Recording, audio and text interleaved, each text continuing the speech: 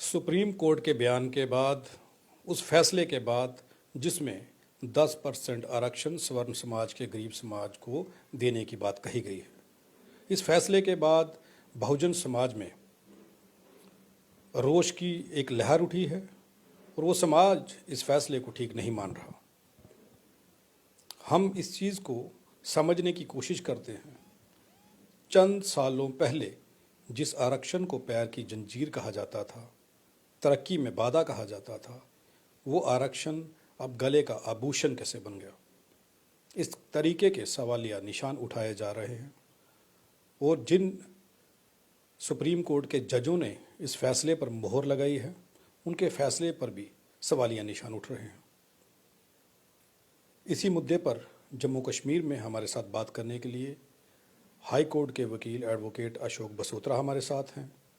बहुजन क्रांतिकारी नेता भी हैं वो हमारे साथ हैं। स्वागत है सर। बहुत बहुत शुक्रिया संसार जी। बसोत्रा साहब, मुझे एक बात बताएं, ये जो सवर्ण समुदाय के 10% जो आरक्षण दिया गया है शिक्षा के लिए या फिर नौकरियों में जो आरक्षण दिया गया है, इसे आप किस नज़र से देखते हैं? क्या वाकई में ये उस समाज की ज़रूरत है? और उन लोगों में भी गरीब लोग हैं, उनका ये कहना है कि उन लोगों के भी ये लाभ मिलना चाहिए। और आरक्षण को एक आवाज़ उठा करती थी कि आरक्षण विरोधी मंच भी बनाए गए, आरक्षण ख़त्म करने की बातें भी कही जाती थी। लेकिन अब अचानक से जब आरक्षण उस समाज को भी देने की शुरुआत कर दी गई है, संविधान की माने तो 50% से ज़्यादा तक आरक्षण को नहीं बढ़ाना था और सुप्रीम कोर्ट का ये कहना है कि ये उसके साथ छेड़छाड़ नहीं है, ये अलग से प्रावधान बना करके इस चीज़ को किया गया है। तो आप कैसे देखते हैं? संसार जी, आरक्षण का जो फैसला भी 7 नवंबर 2022 को सुप्रीम कोर्ट से आया है, मैंने उसे देखा है, जितना भी अवेलेबल हुआ मटेरियल मैंने स्टडी भी किया है। इस चीज़ को समझने के लिए हमें एक पहलू समझना होगा। इस देश में दो विचारधाराओं का, एक ब्राह्मणवादी विचारधारा और एक अम्बेडकरवादी या संविधानवादी विचारधारा है। थोड़ा सा अतीत में जाना होगा। 1919 में जब यहाँ पर ब्रिटिश गवर्नमेंट हुआ करती थी, ब्रिटिश सरकार हुआ करती थी, तो ब्राह्मणों के जज बनाने पे उन्होंने इसलिए रोक लगा दी थी क्योंकि उनका कहना था कि इनमें न्यायिक चरित्र, जुडिशियस कैरेक्टर नहीं होता है। अब पिछले करीब 70-75 साल तथाकथित आज़ादी के बाद के जो हैं, उनमें जुडिशरी का जो रोल मैं देख रहा हूँ और जब मैं उसको स्टडी करता हूँ तो मुझे लगता है अंग्रेज़ों ने बड़ी सही बात कही थी। अब इस फैसले ने उनकी उस बात पे फिर से एक बार मोहर लगा दी है, क्योंकि आपको पता है सारे के सारे जज स्वर्ण हैं और एक ही जाति से हैं और हम जानते हैं वो किस जाति से हैं। ये जो आरक्षण जिसको EWS इन्होंने कहा, इकोनॉमिक वीकर सेक्शन कह के कहा है, अगर हम मूलभूत ढांचा संविधान का देखें और संविधान सभा की जो डिबेट्स हैं उसके वॉल्यूम्स अगर आप देख लें, खोल लें, और आर्टिकल 15(4), 16(4) और रिजर्वेशन के बाकी जो एसोसिएटेड आर्टिकल्स हैं उनको अगर हम पढ़ें तो एक बात वाज़े तौर पर क्लियर हो जाती है कि आरक्षण जो है वो गरीबी उन्मूलन कार्यक्रम बिल्कुल भी नहीं है। आरक्षण क्यों है, किस लिए है, उन डिबेट्स में अगर हम जाएं और खास करके बाबा साहब के वर्जन को अगर हम वहाँ पे देखें और बाकी लोगों के भी जो व्यूज़ वहाँ पे आए वो हम देखें, तो उसमें क्लियर कट ये लिखा गया है कि जो पिछले करीब कुछ सदियों से जब बुद्धिज़्म ख़त्म हुआ और उसके बाद ब्राह्मणिज्म या ब्राह्मणों का एक तंत्र, सनातन तो बुद्ध था, इन्होंने अपना बना लिया वैसे, तो करीब 800 साल का एरा मैं कहता हूँ, क्योंकि नालंदा यूनिवर्सिटी 11वीं शताब्दी के अंत में जलाई गई, तब तक तो बुद्धिज़्म का काफ़ी प्रभाव था भारत में और काफ़ी बड़े क्षेत्र पे बुद्धिज़्म ही था। तो ये जो 700-800 साल की गुलामी हम कहें, इस गुलामी में जो वर्ण बने, एक ब्राह्मण धर्म जिसको ये हिंदू धर्म भी कहते हैं, हालांकि हिंदू शब्द तो कहीं किसी धर्म ग्रंथ में मुझे मिलता नहीं है, तो चलिए मान लेते हैं हिंदू धर्म, उसमें जो वर्ण बने, ब्राह्मण, क्षत्रिय, वैश्य, शूद्र, फिर उसमें जो जातियां और उपजातियां बनी, 6743 मंडल ने गिनी। तो ये स्टिग्मा बाय बर्थ जो कास्ट बेस्ड था, ऊंच नीच की ये जो भावना थी इस धर्म में, वर्ण वाइज और कास्ट वाइज, उस बाई बर्थ स्टिग्मा की वजह से जो लोग मुख्य धारा से बाहर हो चुके थे जिनके पास शिक्षा नहीं थी, जिनका सामाजिक स्तर गिरा हुआ माना जाता था, उनके लिए प्रावधान किया गया था कि उनको मुख्य धारा में लाने के लिए आरक्षण होना चाहिए। और आरक्षण क्या है? रिप्रेजेंटेशन है, प्रतिनिधित्व है। क्योंकि लोकतंत्र में अगर हर वर्ग का प्रतिनिधित्व ना हो तो वो लोकतंत्र कभी भी मजबूत लोकतंत्र बन ही नहीं सकता। ये मैं भी मानता हूँ, बाबा साहब ने भी कहा है। तो ये गरीबी उन्मूलन कार्यक्रम था ही नहीं। तो इकोनॉमिक वीकर सेक्शन जो अमेंडमेंट 103 जिसका जिक्र आज हम जजमेंट्स में भी देख रहे हैं और सब जगह देख रहे हैं, ये amendment इप्सो facto bye its own on its own violative of the basic structure of the constitution मैं मानता हूं। हालांकि ये बात इन 5 में से 2 जजों ने भी कही है। इस नूरा कुश्ती में कुछ उन्होंने भी घालमेल में थोड़ा बहुत ऊपर नीचे करके अपने आप को सेव करने की कोशिश की है। वो भी बताना चाहते हैं ज्यादा नहीं तो थोड़ा करेक्टर न्यायिक है, हमारा चरित्र है, जबकि है नहीं। होता तो ये 3-2 नहीं 5 के 5 जज इसके विरोध में होते। तो मेरा ये मानना है ये सीधा सीधा मूल निवासी बहुजनों या अंबेडकरवादी विचारधारा या संविधानवादियों के खिलाफ ये फैसला है, मेरा ऐसा मानना है। वो उनका ये कहना है कि संशोधन किए गए हैं, 103वां संशोधन किया है, जिसके बाद ज़रूरत को समझने के बाद उस संविधान के आरक्षण को नहीं छेड़ा गया, ये अलग से प्रावधान जो है वो बनाया गया है। और आप क्या समझते हैं कि ये किस तरीके से और किस दायरे को, उन लोगों की फाइनेंशियली कंडीशन कैसी होनी चाहिए, किन किन चीज़ों को देख करके ये बनाया गया होगा? पिछले दिनों में ये भी मुद्दा उठा था। संसार जी, मॉकरी ऑफ द सिस्टम अगर समझना है तो इस आरक्षण से हम समझ सकते हैं। 8 लाख की सीलिंग थी, उसके बाद एक एरिया था, उस एरिया से बड़ा मकान ना हो, काफ़ी सारे इसमें प्रावधान थे। आप एक काम करिए, आप मेडिकल कॉलेज में चले जाइए, ईडब्ल्यूएस में सिलेक्टेड जो कैंडिडेट्स हैं उनको देखिए। इंजीनियरिंग कॉलेज में चले जाइए, वहाँ भी देख लीजिए। 50-50, 60-60 लाख की गाड़ी उन स्टूडेंट्स के पास है जो ईडब्ल्यूएस में सिलेक्शन में आए। 40-50-60 लाख की गाड़ी रखने वाले की एनुअल इनकम फैमिली की 8 लाख होगी। उनके घर देखिएगा जाके, कईयों के तो 8-8 कनाल में कोठियां हैं, कईयों की तो जमीनें ही कितने कितने वर्ग किलोमीटर के हिसाब से हैं। बड़े बड़े उनके आशियाने हैं, बड़े बड़ी उनकी जमीनें हैं, जमींदार हैं, जायदाद वाले हैं। तो ये एक मौकरी है। जो गरीब अमीर का जो मसला है, इस पे दूसरा पहलू मैं ये रखना चाहूंगा, इन 75 सालों में राज किसने किया? इन्हीं तथाकथित ऊंची जाति के लोगों ने। और फिर भी इनके ही लोग गरीब रह गए। तो इनको तो पहले राजपाट छोड़ देना चाहिए, शासन प्रशासन न्यायपालिका मीडिया छोड़ देना चाहिए, ये मूल निवासी बहुजनों को अब दे देना चाहिए। वैसे भी उनका हक बनता है। जब हम चलाएंगे तो फिर अब अगर हमारे होते हुए हमारे या आपके कोई गरीब रह जाएंगे तो फिर बताइएगा गरीब कैसे रह गए। तो ये गरीबी उन्मूलन कार्यक्रम की बात तो अलग से रहेगी। तो जो क्राइटेरिया था वो भी मौकरी बन के रह गया। दूसरा 50% की आप बात कर रहे हैं, वो सुप्रीम कोर्ट ने ही एक जजमेंट में कहा था, संविधान में ऐसी कोई सीमा नहीं है। लेकिन बारीकी से समझिए बात को। जिस राज्य में भी ओबीसी का आरक्षण 27 किया जाता है, आप मध्य प्रदेश की बात कर लें, तो फटाफट कुछ ब्राह्मण उठते हैं, वो जाके हाई कोर्ट में रिट फाइल करते हैं और वहां पर बैठे हुए ब्राह्मण जजेस फटाफट उसको स्टे कर देते हैं और वो कहते हैं जी 50 से ऊपर चला जाएगा, क्योंकि पहले कुछ और ज्यादा है। दूसरी प्ली वो ये लेते हैं कि आप 27 कैसे दे सकते हो इनको, हालांकि 52% पॉपुलेशन का क्लेम है, मगर सुप्रीम कोर्ट, हाई कोर्ट और सुप्रीम कोर्ट ने नंबर ऑफ टाइम्स ये बात कही है कि अभी जनगणना तो इनकी हुई नहीं।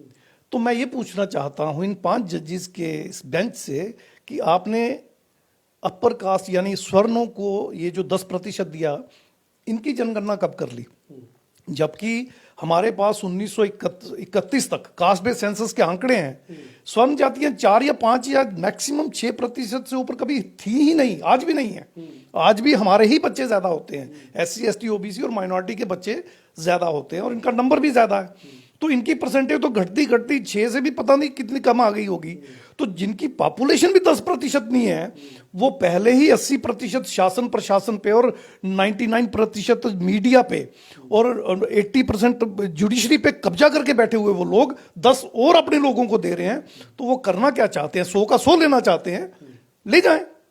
मैं तो कहता हूं आप अपने को ही 100% डिक्लेयर कर दो, ताकि कम से कम हमें ये तो क्लियर हो जाए कि आपकी मंशा ही यही है कि SC ST OBC और माइनॉरिटी, जो कि इस देश का कम से कम भी 90-95% हिस्सा है पॉपुलेशन का, उसको आप डिप्राइव करना चाहते हैं। कई बार मोहन भागवत ने भी मंच से कहा है कि हम आरक्षण को खत्म करेंगे तो हम खत्म हो जाएंगे।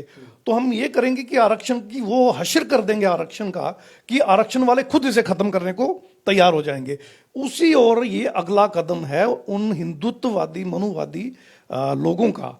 इस जजमेंट के माध्यम से उन्होंने यही एक मैसेज दिया है कि अब आप चिल्लाओगे कि इसको खत्म कर दो, क्योंकि हम पॉपुलेशन में चाहे 4-5-6% ही हैं, 90% हमारा शासन प्रशासन न्यायपालिका मीडिया पे कब्जा भी क्यों ना हो, हम 10 और छीन लेंगे, यानी आपको हम कुछ नहीं देंगे। तो ये उस तरफ एक और कदम मुझे नजर आ रहा है। जो SC ST OBC का आरक्षण है उसमें भी कुछ जातियां जो थी वो ऐड की गई थी। उनमें से कुछ ये भी बताया गया था कि राजपूत और ब्राह्मण जातियां भी ऐड की गई थी, तो इसमें भी उनको ऐड कर दिया गया और वहाँ पर भी 10% अलग से जो दिया जा रहा है, इसका नुकसान कैसे देखते? देखिए, जम्मू कश्मीर के रेफरेंस में जो आप बात कर रहे हैं उसमें मैं एक चीज़ आपको क्लियर कर दूं। इन्होंने क्या किया है, पहाड़ी स्पीकिंग एक क्राइटेरिया डेवलप कर लिया। पहले RB और ALC कर लिया था, हमने उसको चैलेंज किया सुप्रीम कोर्ट ने 2 बार, तो दोनों बार हमें रिट विड्रा करनी पड़ी, क्योंकि यहाँ एक बार एक्ट बन गया, एक्ट और रूल बनने के बाद विड्रा करना पड़ा। 2002 की रिट में 2006 में विड्रा करनी पड़ी, फिर 6 में हमने नहीं किया, भाई 22 में भी विड्रा करनी पड़ी, क्योंकि अब वहाँ पे सुप्रीम कोर्ट ने कहा जी अब UT बन गई, UT के रूल्स लगेंगे। हालांकि आरक्षण के मसले में तो UT में ऐसा कुछ हुआ नहीं। तो सोशल कास्ट की लिस्ट जो थी उसमें 15 और नाम ऐड कर दिए गए। अगर आप उसको गौर से देखें, उसमें एक है West Pakistani refugee. West Pakistani refugee नाम की कोई जाति तो है ही नहीं। आचार्य, अरे भाई जो आचार्य है वो सोशली बैकवर्ड कैसे हो गया? कॉन्स्टिट्यूशन की रूल से सोशली एंड एजुकेशनली बैकवर्ड, यानी सामाजिक और शैक्षणिक तौर पर पिछड़ा होना चाहिए। इसी तरह एक आर्टिफिशियल क्रिएट कर दी गई है रिजर्वेशन के नाम पहाड़ी स्पीकिंग। अब जब उन्होंने उसको स्टडी किया तो वो दे नहीं सकते। ट्राइबल में तो पहाड़ी स्पीकिंग कहीं आता नहीं, ना SC में आता, ना ST में, ना OBC में, ये लैंग्वेज तो आती नहीं। अब उन्होंने उसको नया नाम दे दिया पहाड़ी एथनिक ग्रुप।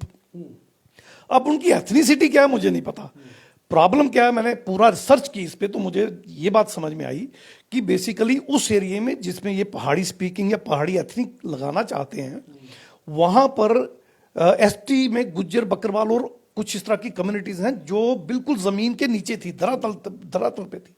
और उनको जब आरक्षण मिला, रिजर्वेशन मिली 10%, तो उनमें एक उफान आया एजुकेशन में, एम्प्लॉयमेंट में, डेवलपमेंट में। वो अच्छे घर बनने लगे, अच्छे कपड़े पहनने लगे और तरक्की करने लगे। ये देखकर वहां की हिंदू और मुस्लिम दोनों में जो स्वर्ण जातियां हैं उनके पेट में दर्द उठा। वो दर्द उन्होंने अपने आकाओं को बताया, उनके आका इस काम में लग गए और उसके नतीजे में ये आया। तो SC में भी, ST में भी, OBC में भी ब्राह्मण, क्षत्रिय, वैश्य और अपर कास्ट मुस्लिम को डालने का एक ही मतलब है कि ये SC ST OBC जो रियल हैं, जो 90% से ज्यादा JNK के स्टेट में, उनको ये उनका हिस्सा नहीं देना चाहते थे। वही एक साजिश इन्होंने रच दी और वो हमारे सामने है। 40 लोगों ने जिनको सुना गया, सुप्रीम कोर्ट के 5 जजों के पीठ ने उनको सुना और उसके बाद ये फैसला लिया गया। 2 और 3 के आंकड़े से बताया जा रहा है कि ये फैसला लिया गया। 3 ने फेवर में किया और 2 ने जो उसका विरोध किया। अगर ये जो 5 जज हैं, इनमें क्या बहुजन समाज के जज थे? कुछ जज थे इसमें जो इस फैसले को कर रहे थे? बिल्कुल नहीं थे। ये देखिए, एक चीज जुडिशरी की हमें समझनी होगी। अगर कोई फैसला करना हो तो एक पक्ष के ही अगर जज होंगे तो फैसला उसी पक्ष के हित में जाएगा। ऐसे जजेस को रिक्यूज करना चाहिए, क्योंकि ये स्वर्ण वर्सेस SC ST OBC या मूल निवासी एक लड़ाई थी, तो सारे जज स्वर्ण थे। तो जीतना किसने था ये सामने नजर आ रहा था। आप देखिए, यही सुप्रीम कोर्ट पहले EWS को नकार चुकी है, रद्द कर चुकी है। वही सुप्रीम कोर्ट में जजेस बदल दिए गए। अब मैं क्या कहूं इस पे, क्योंकि जजेस का फैसला है तो ये फैसला है और ये लागू भी हो जाएगा। और आपको याद होना चाहिए, जब ये लागू हुआ था तो दोनों पार्लियामेंट के दोनों सदनों में और राष्ट्रपति के साइन 15 दिन में ये हो गए थे। कभी इसकी मांग उठी? कभी किसी ब्राह्मण, क्षत्रिय, वैश्य ने, किसी अपर कास्ट ने, स्वर्ण ने कभी मांग की थी हमें आरक्षण दो? कभी नहीं की। उसके बावजूद ये बना, मिला, और यही काम यहाँ अभी जजेस ने कर दिया। तो ये मोहरे पहले से फिट कर दिए गए थे, मैच फिक्स था। और ये 2-3 का भी जो है, ये भी खेल खेला जा रहा है, पूरे देश के साथ खेला जा रहा है। अगर बहुजन अब भी नहीं समझ रहा और अब भी वो मनुवादियों की पार्टियों को या मनुवादियों को या अपने घर में पैदा हुए मनुवादियों के चमचों को वोट दे दे के सत्ता में लाना चाहते हैं और फिर उनके माध्यम से अपना हक अधिकार खोना चाहते हैं, अपनी आने वाली पीढ़ियों के गले कटवाना चाहते हैं, तो इस पे फिर हम क्या कह सकते हैं? अपना नुकसान हमने खुद किया है। मैं ये मानता हूं कि हाँ, किया तो स्वर्णों ने ये सब कुछ, मगर स्वर्णों को ये सारी ताकत देने वाले बहुजन हैं। SC, ST, OBC और माइनॉरिटी का वो वर्ग जो तथाकथित ऊंची जातियों की पार्टियों और ऊंची जाति के कैंडिडेट्स और ऊंची जातियों के पार्टियों में अपने गए हुए दलालों को जो वोट देते हैं और उनसे कुछ उम्मीद करते हैं, वो सबसे बड़े बेवकूफ़ हैं। उन्होंने ही फिर आगे जुडिशरी भी उन्होंने ही बनाई है। अब जुडिशरी में हाई कोर्ट और सुप्रीम कोर्ट के जजेस का ना तो कोई रिटर्न होता है, ना कोई इंटरव्यू होता है। मेरा ये मानना है कि इस केस में भी जो जजेस हैं, आपको पता है इसी तरह से आए हैं, तो वो जो एक सिलेक्शन प्रोसेस है वो गवर्नमेंट ही करती है। तो अल्टीमेटली ये नूरा कुश्ती हुई है, 3 और 2 का आंकड़ा कुछ भी नहीं है, ये मैच फिक्स था। आप फिर से दे दीजिए, सुप्रीम कोर्ट में बैठे हुए जजेस ऐसा ही फैसला करेंगे। जब ओबीसी की बारी आती है पूछते हैं आपकी गिनती कितनी है, जब ओबीसी की बारी आती है तो पूछते हैं आपका स्ट्रक्चर क्या है, स्टेटस क्या है, 50% से आगे हम कैसे जा सकते हैं, जा ही नहीं सकते। तो जब स्वर्णों की बात आएगी तो 100 का 100 दे देंगे और दे दिया। इसके बाद अब बचा क्या? SC, ST, OBC फिर खाई में गिरेगा, फिर उसी गंदगी में जाके बैठेगा जहां से उठ के वो आगे बढ़ने की कोशिश कर रहा था। बाबा साहब के 4 बच्चों की जो शहादत और बाबा साहब की शहादत, उनकी बीवी की जो शहादत, वो एक बार फिर हमने खुद अपने हाथों से उस शहादत को बर्बाद कर दिया। उसका जो असर था, वो जो फायदा था, वो हमारे समाज को अब नहीं मिलेगा, मेरा ऐसा मानना है। जम्मू कश्मीर के अंदर, जम्मू की खत्ते की बात करें, सैनी समाज के लोग डेली जो है वो प्रेस कॉन्फ्रेंस कर रहे हैं और वो आरक्षण का विरोध कर रहे हैं कि हमें आरक्षण ना हमने मांगा, ना हमें चाहिए था, लेकिन उस पर गौर क्यों नहीं की जा रही।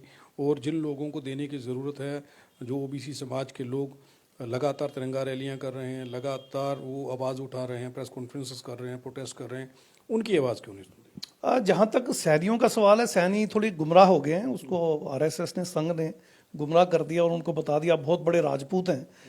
देखिए, ये जो आज भारत में बहुत बड़ी एजिटेशन मूल निवासी बहुजनों की चल रही है, इसका आधार बाबा साहब हैं और बाबा साहब का आधार राष्ट्रपिता महामानव ज्योतिबा फुले और हम उनकी धर्मपत्नी, उनकी पत्नी जो क्रांति ज्योति सावित्रीबाई फुले हैं। ये सैनी नहीं जानते हैं, ये फुले दंपति सैनी थे। सैनी माली जाति के लोग होते हैं, सैनी राजपूत नहीं होते हैं।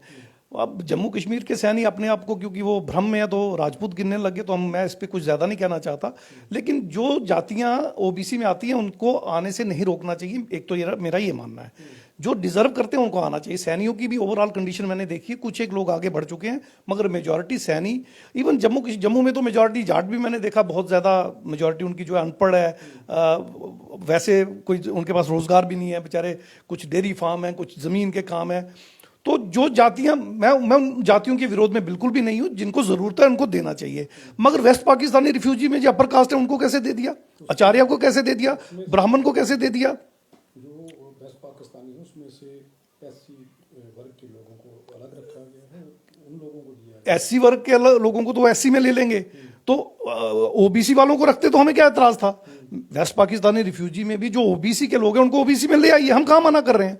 मगर जो स्वर्ण जाति उनमें आप ला रहे हैं, उससे क्या होगा? अगर जी आरक्षण 27% भी हो गया तो वो सारे की सारी मलाई तो खा जाएंगे वेस्ट पाकिस्तानी रिफ्यूजी के नाम पर, यही स्वर्ण लोग, यही ब्राह्मण क्षत्रिय वैश्य। तो हमें क्या मिलेगा? जो OBC, रियल OBC, उनको कुछ नहीं मिलेगा। इसी तरह ट्राइबल में अगर वो भाषा के नाम पे लैंग्वेज को वो एथनिक ग्रुप बना रहे हैं, पहाड़ी एथनिक ग्रुप, तो वहाँ भी अब उनको कुछ नहीं मिलेगा जो रियल ST हैं। तो मेरा ये मानना है कि जो रियल OBC हैं उनको OBC में ले आइए, जो रियल SC हैं रियल SC में ले आइए, जो रियल ST हैं उनको ST में ले आइए, हमें कोई एतराज़ नहीं। मगर स्वर्ण जातियों को आप ओपन में भी रखेंगे, इन सब में भी रखेंगे, तो हमें कहाँ मिलेगा?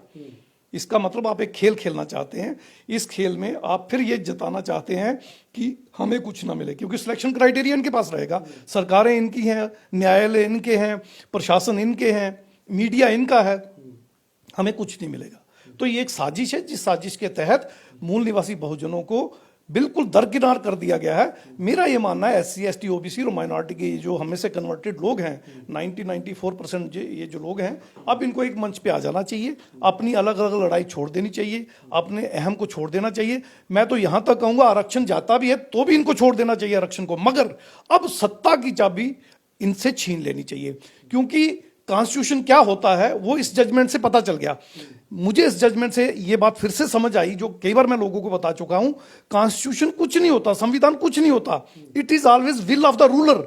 जो शासन करता है उसकी मर्जी से संविधान मॉडिफाई कर लिया जाता है, वो चाहे आपके हित में हो या हित में, वो अपनी मर्जी से चलाता है। तो जाके सत्ता की सारी कुर्सियां इनसे छीन लो, आप केंद्र सरकार की और सभी राज्य और यूटीज, इनसे सारी सत्ता छीन लो, प्रशासन अपना बनाओ, न्यायपालिका में अपने पूरे जज भर दो और मीडिया पे पूरा कब्जा कर लो, फिर हम देखते हैं ये हमारी सीट कैसे ले जाते हैं। क्योंकि मेरिट में हम इनसे पीछे नहीं है, इनके सिस्टम की वजह से ये हमें एलिमिनेट कर देते हैं सिलेक्शन प्रोसेस में। तो अगर हम अपना सिलेक्शन प्रोसेस क्राइटेरिया अपने पास ले आएंगे, फिर मैं देखूंगा स्वर्णों का एक भी बच्चा कैसे सिलेक्ट होता है, चाहे एजुकेशन इंस्टीट्यूशन हो या नौकरी हो, नहीं होगा। तो अब मूल निवासी बहुजनों से मेरी यही अपील रहेगी कि इस जजमेंट के 10 नंबर के जूते के पड़ने के बाद खुदाया अकल करो, वरना जूते पे जूते पड़ते रहेंगे, नस्लों के गले आने वालियों के कटते रहेंगे। हमें अब शर्म करनी चाहिए, अब हमें एक मंच पे आके अपनी ताकत बढ़ा के इस जजमेंट का जवाब सत्ता इनसे छीन के देना चाहिए। ये मेरा पैगाम रहेगा। धन्यवाद अशोक जी हमारे साथ बात करने के लिए। 10% आरक्षण की आड़ में किस तरीके से 100% आरक्षण लेने की तैयारी की गई है, उस पर इस मसले को पूरा उधेड़ कर रख दिया और इस जजमेंट को, इस फैसले को एडवोकेट अशोक बसोत्रा जी ने बड़े ही खुले शब्दों में आपको समझाने की कोशिश की है, किस तरीके से समाज को गुमराह किया जा रहा है, किस तरीके से आपके बच्चों के और आपके हक छीने जा रहे हैं। इस सारे षड्यंत्र को समझने की ज़रूरत है। अगर अभी भी नहीं समझेंगे तो आने वाले समय में क्या होगा, ये भी अशोक जी ने सीधे तौर पर बता दिया। और ये 10% आरक्षण को 10% आरक्षण जो है, इसे 10 नंबर का जूता उन्होंने कहा है कि इस तरीके के, इस प्रकार के जूते कब तक खाएंगे, कब तक आप इस मुद्दे को नहीं समझेंगे, कब तक हकीकत को नहीं समझेंगे। जब तक नहीं समझेंगे हालात ऐसे ही बने रहेंगे और दोबारा गुलामी की जंजीरों में जकड़े जाएंगे। ऐसी खबरों को देखने के लिए RTI इंडिया न्यूज़ से जुड़े रहें और धरातल से जुड़ी हुई, हवा में उड़ती हुई बातें नहीं सुनाएंगे, धरातल से जुड़ी हुई खबरें आपको दिखाएंगे, ताकि आपको पता चल सके असलियत में जम्मू कश्मीर और भारत के अंदर चल क्या रहा है। धन्यवाद।